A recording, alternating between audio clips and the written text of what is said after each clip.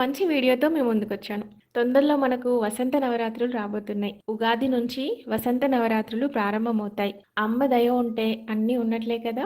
ఒక్కసారి ఇష్టంతో, భక్తితో ఈ నవరాత్రులు చేసి చూడండి.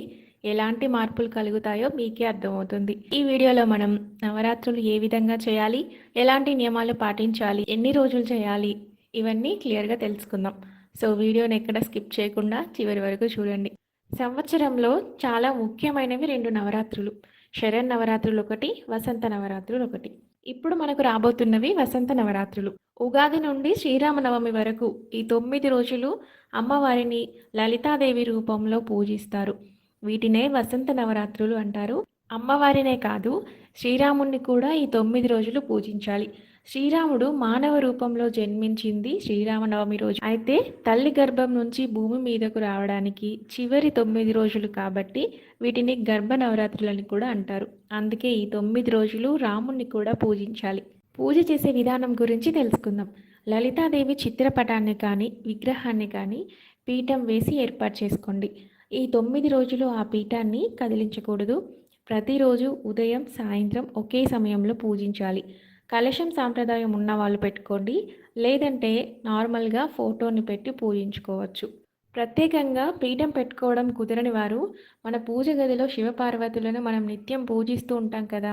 సాక్షాత్తు పార్వతీదేవి లలితాదేవి కాబట్టి ఈ 9 రోజులు కూడా అమ్మవారిని లలితాదేవిగా భావించి పూజించండి.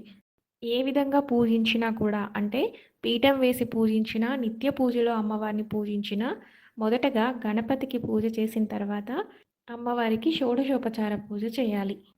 ప్రతిరోజు ఉదయం సాయంత్రం అమ్మకు చేసే షోడశోపచార పూజలో భాగంగానే లలితాదేవికి సంబంధించిన ఖడ్గమాల, లలితా సహస్రనామం, లలితాదేవి అష్టోత్తర శతనామావళి చదువుకోవాలి. ఇవేమీ రాకపోతే మొబైల్లో పెట్టుకొని అమ్మను పూజించండి. శ్రీమాత్రే నమః అనుకుంటూ నిత్యం అమ్మను తలుచుకుంటూ ఉండండి. ఇక ఈ 9 రోజులు అమ్మకు సమర్పించాల్సిన నైవేద్యం ఏంటంటే పరమాన్నం, పులిహోర, పాలక్ పొంగలి, దధ్యోజనం, చక్కెర పొంగలి. వీటిలో రోజుకొకటి చేసి అమ్మకు నైవేద్యంగా సమర్పించండి. ఇవేమి చేయడం కుదరని వారు పాలని కానీ పండ్లని కానీ అమ్మకు నైవేద్యంగా సమర్పించండి. మీ దగ్గర కామాక్షి దీపం ఉన్నా, గజలక్ష్మి దీపం ఉన్నా ఖచ్చితంగా ఈ 9 రోజులు అమ్మ ముందు వెలిగించండి. లేకపోయినా పర్వాలేదండి, మీ దగ్గర ఏ దీపాలు ఉంటే అవే అమ్మ ముందు వెలిగించండి.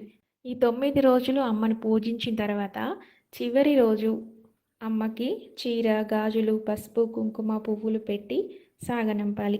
చీర పెట్టలేని వారు చీర ప్లేస్లో 2 బ్లౌజ్ పీస్లను పెట్టొచ్చు. ఇక ఈ నవరాత్రుల్లో పాటించవలసిన నియమాలేంటో తెలుసుకుందాం.